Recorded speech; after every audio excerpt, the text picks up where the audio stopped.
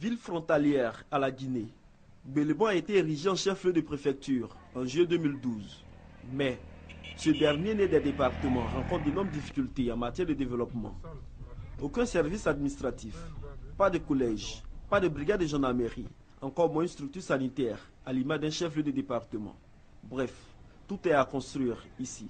Nous appelons de tous nos voeux que le ministère de l'Éducation se penche sur le problème de construction d'un lycée, ne serait-ce qu'un collège à base 3 pour notre département, parce que nous sommes distants de 70 km d'Odiéné, où les enfants vont à l'école après l'obtention du CP et de l'entrée en 6e. Nous n'avons ni commissariat de police, ni petite unité de défense militaire ici à Gbéléban. Quand on sait la distance entre Gbéléban et Odiéné, quand on sait également le phénomène des coupeurs de route qui se vient en ce moment dans notre région, nous aurons souhaité que l'État se penche là-dessus, qu'on mette au moins, pour commencer, une brigade de gendarmerie ici. Séparé de la Guinée par un cours d'eau, Gbéléban souhaite la construction d'un pont afin d'assurer le trafic entre le département de Kankan en zone guinéenne et celui de Gbéléban. Chose qui fera vivre le poste de douane, qui lui aussi est en état de délabrement. Soucieux du bonheur des populations, les cadres ont organisé les assises du département. Objectif: définir les priorités et mettre en place un plan stratégique pour la relance socio-économique de leur département. Des projets immobiliers et agro-pastoraux sont en cours de réalisation. Des initiatives saluées par les ministres Bruno Nabagné-Koné et Gaoussou Touré.